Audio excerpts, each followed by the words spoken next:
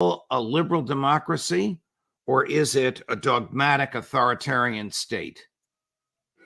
There are two Israels. There are two completely distinct Israels at this point. And you're right to highlight those events because they're really quite significant. Because in a certain way, it was a precursor to what might come if chaos prevails in the context of a sort of a conflict or a war with Iran and with the other, if you like, members of the resistance axis. Because what we saw were the people that came down. These were, if you like, members of the Jewish underground. There are some nearly 800,000 settlers, and they follow a particular rabbi called Dov Lior.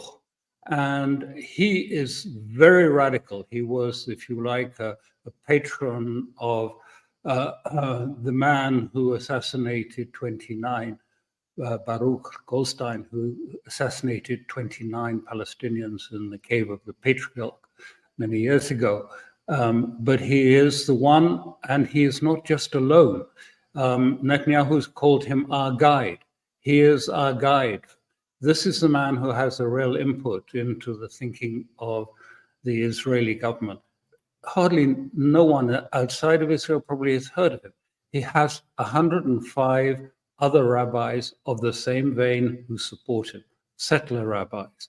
These are the ones who've been authorizing, if you like, the young IDF to attack schools, to attack hospitals, and they say it's okay. So in a sense, what we saw there was, if you like, a foretaste of Israel going back to something most had thought it had left behind in 48, into militia. The militia, it was a militia, it was vigilante militia from the settlements who came down and stormed those two IDF bases. And the police could do nothing to stop them. And then the Knesset justified it all. So we may see something of this taking place, akin to a war, the members of the state of Judea descending down in order to fight the state of Israel. That's what it signaled. So really a key event hardly noticed in much of the media, but really important, I think.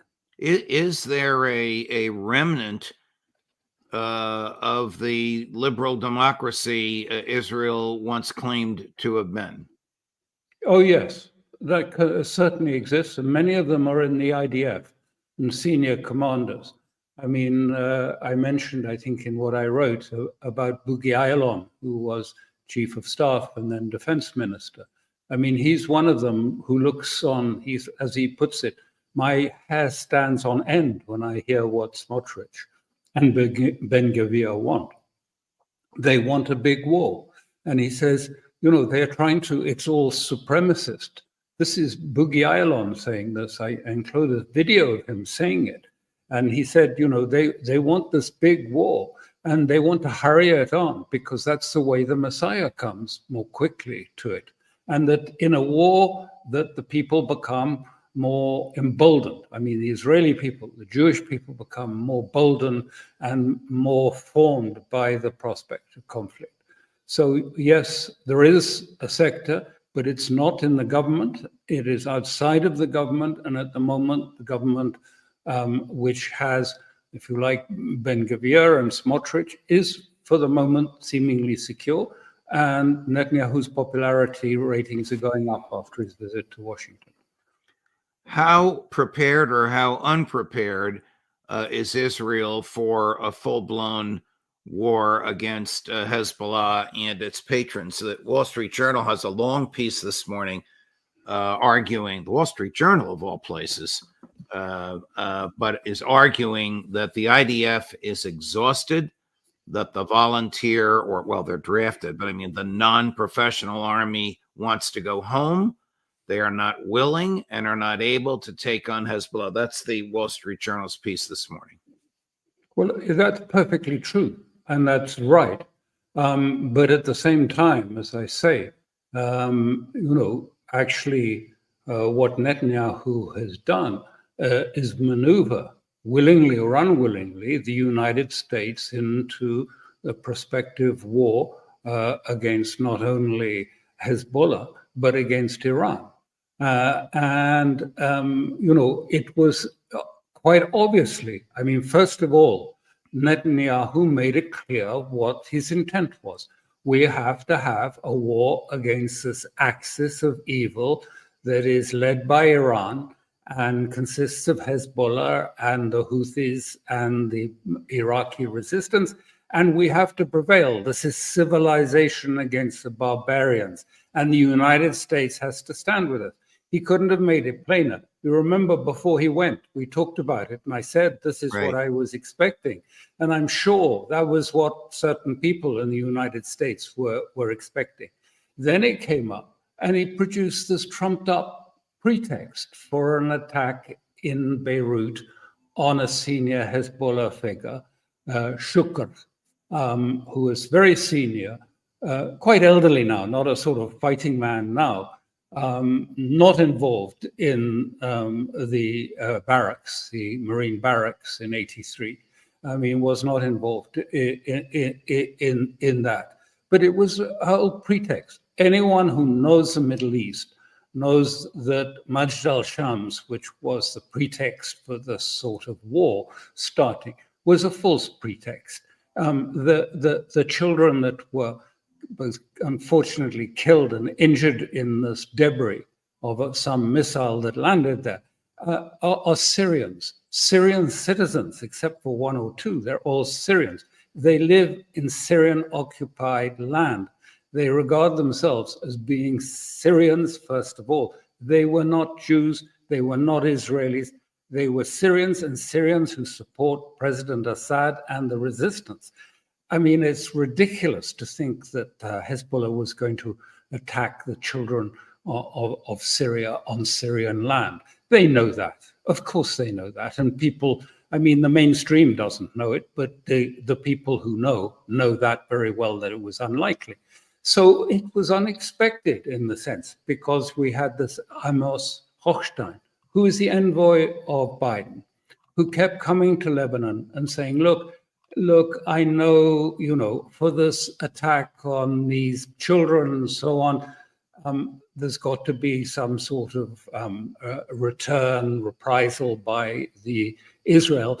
But look, it's not going to be serious. It's not going to be in Beirut. It's not going to be in the southern suburbs, and it's not going to be near the airport. So, calm down. It's all right. We're talking about token exchange of conflict, but not intended to start a war. And then what happens? And then we discover, just before what happened to Ismail Haniyeh, that it was precisely in Beirut, precisely in a civilian area, precisely destroying a high-rise block of apartments, and very clearly intended to be provocative, killing this man, Fuad Shakur, a very senior Hezbollah member. And that changed the whole equation from the Hezbollah point of view, because until now, the war has all been about Gaza for Hezbollah. It's been about Gaza and Hezbollah doing what the Palestinians asked them to do in support. But this changed the equation. This complete, if you like, lie that was put to the Lebanese authorities, because Hezbollah doesn't talk directly with Amos Hochstein, put to them and told them, not in Beirut, not in a civilian area, not near the airport, and they broke that. And now there is a personal account between Hezbollah and Israel, quite separate to what happened. So we have another different war, if you like. There's a war with Hezbollah, with Hamas in Gaza, and now this is separate because it's now on different terms. It's not about Gaza any longer. This is about what happened to Shukr and the lies that the Lebanese authorities were told. Then that the same, just shortly after, we discover that that Haniyeh, Ismail Haniyeh, who is the negotiator for the hostage deal, who was the head of the political committee, he wasn't a military person, as you know, I've told you, I knew him. He was assassinated in Revolutionary Guard's house. Now, I happen to know a person who was in that house when he was assassinated. When I used to go to Tehran, I would meet him. He's a friend from Hamas, and he was on the fourth floor, I think, and Hania was on the second, or the other way around. So they were very close together. And he said, you know, they came back. Hania came back from the inauguration about 11:30 at night. And then they sat around talking about what had happened in Beirut and discussing that. And then Hania went up to his room about 1:30, and about 3:30, there was this huge thing that shook the building. He said he thought he was in an earthquake, but it was clearly, he dashed down and found that his leader was dead, as he put it, and his bodyguard was dead, and that the whole of the wall, outside wall, was missing, and the roof was all falling down. And he said it's absolutely clear it came from the outside. There was a penetration through the wall of some projectile of some sort. So the sense, I mean, for Iran, of humiliation, of honor. I mean, this was their guest staying in a formal guest house, like, you know, the guest house the White House has, you know, if you like, the one. The like Blair that. House, right. The Blair House. Putting a missile into the Blair House and assassinating the New York a guest Times, like that. The New York Times bought the Mossad version of events, whereby they claimed they planted a bomb 2 months ago and they knew exactly what room he was going to be in. Your eyewitness friend says absolutely not. It was a projectile from outside the building. Wow. Yeah, he was just in the same building. He was being lodged there as well with Hania. So there's no doubt about that. He was, and I know him. I mean, you know, he's very reliable a description.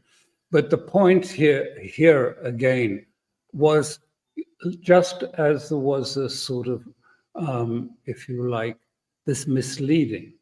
You recall on the 13th of April, Iran was persuaded by the West to moderate its rocket launches towards Israel in response to another assassination, this time in Damascus, in Syria, in the consulate there, of a senior general. And so they actually put up, I mean, it was really just a ploy. They put up mostly slow-moving drones and with 9 missiles in it, which did land and get through. And it was intended to be a message, not an attack. But of course, in the Western narrative and in the Israeli narrative, Iran, you know, instead of getting any kudos for having, if you like, tempered their response and being a responsible state, was that, you know, they sent over these pathetic drones and things and we shot them all down. It was a great success for Israel and the United States.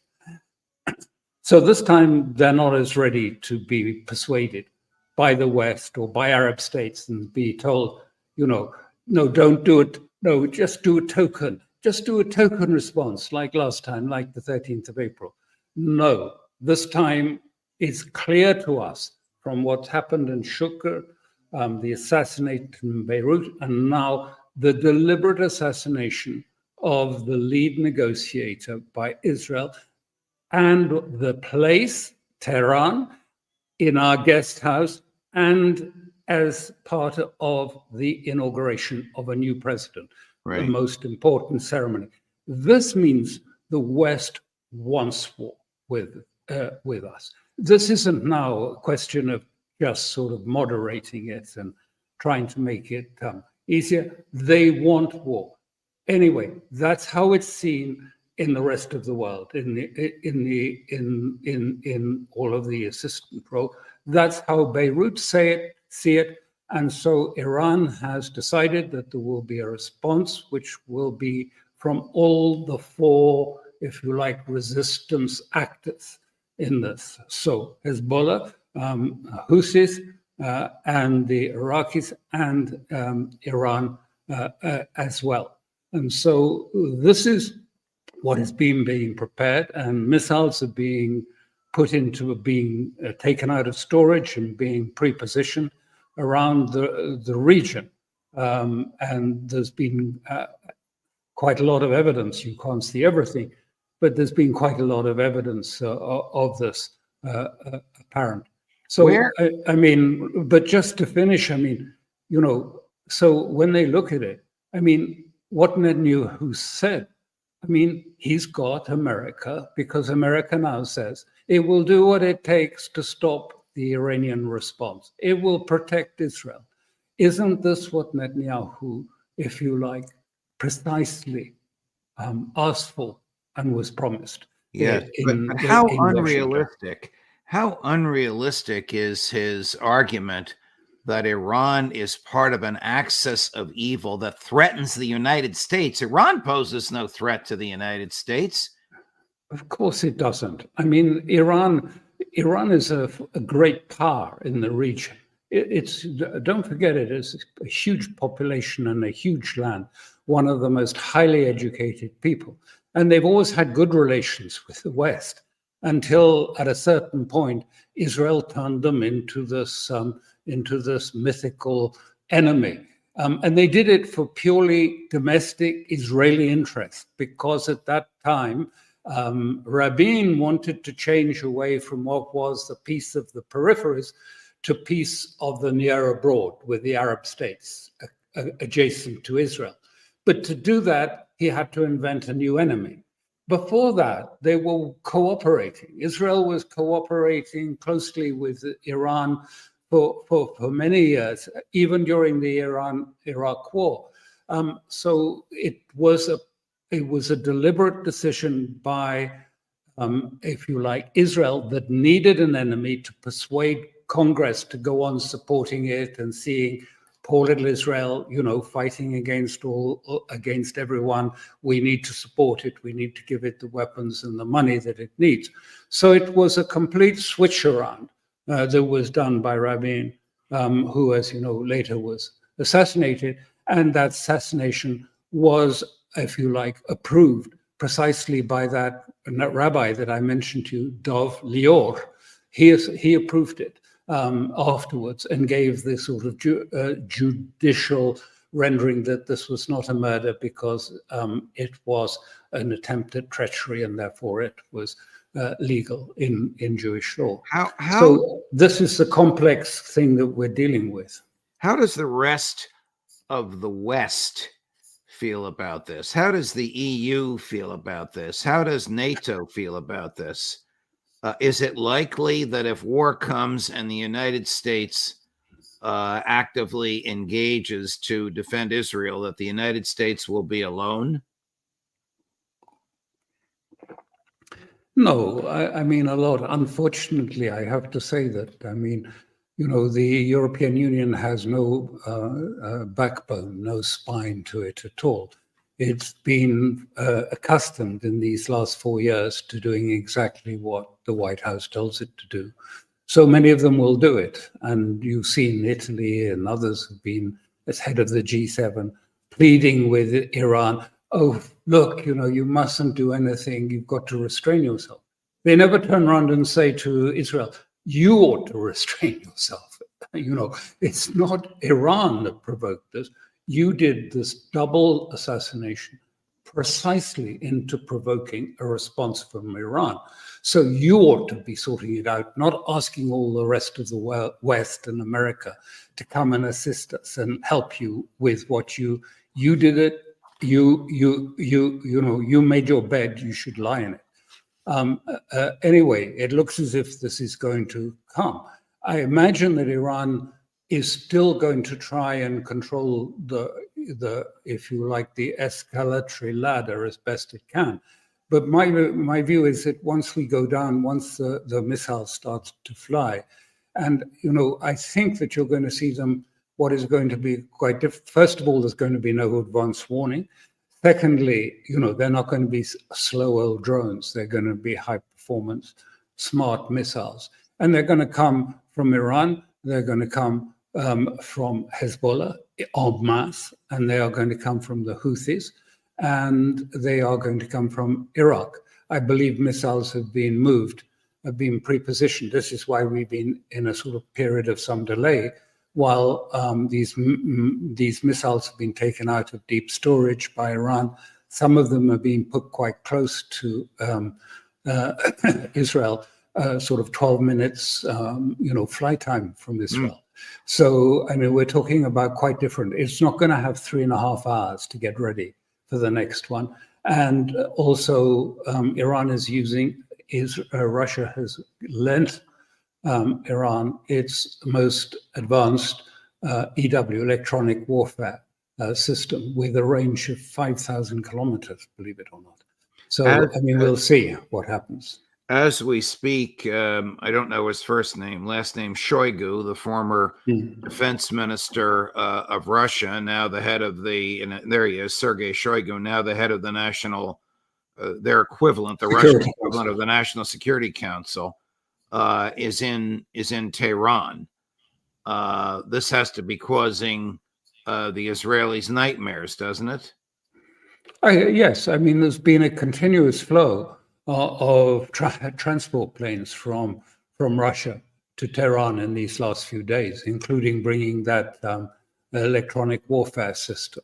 So yes, it will be causing heartburn not just to Israel but to the famed NATO machine. That this should be happening. Already it started that the GPS is not functioning properly in Israel anymore. So that thing has started. I don't know, of course, I don't know what he's going to say. He's going to see the president, he's going to see the head of the National Security Council. And I don't know what he's going to say. I mean, there are two alternatives. One is that he might be coming to finally actually sign the agreement, the security agreement with Iran, which was held up because of the assassination of the last president, not the assassination, the helicopter accident of the last president, Raisi. Right. And it needed the inauguration of Pezeshkian only just happened on the day that Haniyeh was assassinated. And it needs a signature. That's all. It's all agreed. It could be that, or alternatively, he may come and bring some intelligence that he is not prepared to put in any form over the airwaves, but to pass it on in person. What is the nature of the electronic equipment that Russia is lending to Iran? What does it do? It interferes with the electronic systems of the missiles, so that they misperform, or they crash, or they blow up. It scrambles the electronics of the missiles. That's what it really does. Russians are very advanced in this. It would scramble the electronics of Israeli missiles. And Western missiles and American missiles. I see. Not so. I remember a few years ago, the Americans had a destroyer in the Black Sea, and the Russians were complaining about it, and they flew an aircraft across it, and the whole ship went blank, went completely black. They couldn't even actually steer it at that point. That was some years ago, and a very close encounter, but the Russians have very good. That's why the Ukrainians are struggling, because they do have very good electronic warfare systems. And they've delivered these latest ones, which are with, it has a mast that is about 36 meters high, very high, several of them, and has a range, it said, of 5,000 meters. Which will certainly affect American and NATO. Of course, because there are British aircraft on Cyprus who will be expecting to be involved in any exercise, as well as Jordanians who've always, as usual, volunteered their assistance to NATO. So that sort of thing has been, but we don't know what. There's been a succession of military transports. You can see them being tracked. They're coming from a commercial firm that does basically munitions transport. In your recent piece, after summarizing the horrors of Israeli domestic life, you used a very strong and powerful phrase to describe Israel under Benjamin Netanyahu in 2024 as Mein Kampf in reverse. That was not actually my words. They came from the former chief of defense staff, Boogie Ayalon. Moshe Ayalon, his correct full name. General Moshe Ayalon, the defense minister, former defense minister and current politician. And this is what he said is the ideology that underpins the sort of 100 or more, if you like, rabbis that worked together with Dov Lior, and that he said it just made his hair stand on end when he read it, because he said, you know, he was born from a family of Holocaust survivors. And this was terrible to read, the sort of supremacist language that is currently, at least not all of Israelis, many of them completely rejected, but it does have its base in the settler movement, which is, if you like, a prototype army in waiting. I mean, they are vigilantes, all armed and all ready. And if someone says the word, they will come down from the state of Judea, as they put it, to fight the state of Israel. So, I mean, we are in, you know, strange times. And this is why I keep saying, you know, the West doesn't sometimes, I think, appreciate where it is, or perhaps they do. And they're just making use of it because that is what they wanted to come out of Bibi's address. Don't forget that as Bibi was, that's Netanyahu, Bibi Netanyahu was in Washington giving his address. The head of CIA and the head of Mossad were together meeting in Rome. So Bill Burns and Barnea were together in Rome for discussions as Netanyahu was giving his address to it. Now, I don't know what was discussed there. Do you, are you aware of reports over the weekend of 5,000 U.S. Marines on their way to Israel? I am, but I don't take that, give it much significance, because they are, essentially, these are for, if you like, evacuation. These are not armed forces used in conflict. These are to provide protection if they're doing, you know, mass evacuations of civilians from an area. So these, I think, are mostly about that. I don't think they're particularly sort of significant in this. They're readying. But again, you know, it's telling. I mean, you know, you can't just supply these ships to order. I mean, they must have been given their orders and prepared and ready sometime before Netanyahu gave his speech. All of these positions in place, and the head of CENTCOM is now sitting in the Middle East trying to bring together, if you like, an alliance of Arab air forces that will help the Americans to shoot down Iranian missiles again. So, you know, the things have come together in a, shall we say, remarkably, surprisingly quick time span after because it wasn't so long ago. When was it that he actually gave his talk? I think it was 24th of July. Yeah. And we're just at the beginning of August, and all these ships are suddenly there. Which is stronger, the Iranian offense or the Israeli defense? That, as you know, I mean, I never say things that I can't answer to. This is something. That's why you have such international credibility. I can't answer that. This will be what we will see in the next period. As you know, both sides claim to have very advanced weapons systems, so we will see as it plays out in the next few days. I do think it will be slightly different, because I think Tel Aviv this time, because of what they did, hitting the capital in Beirut, hitting the capital in Iran. I think Tel Aviv, not the people, but military targets. I mean, after all, the Ministry of Defense, the Kiryat, is in Tel Aviv, for example. I'm not suggesting that that will be hit, but I'm saying there are military targets in Tel Aviv. And I think we will probably see attacks also in Tel Aviv. And that's going to, I think, rattle the population, the civilian population. I'm reading a comment from one of our viewers, and it says, the viewer says, Alastair Crooke is the gold standard. So, Mr. Professor, gold standard. Rather a disheveled gold standard, I have to say. Yeah.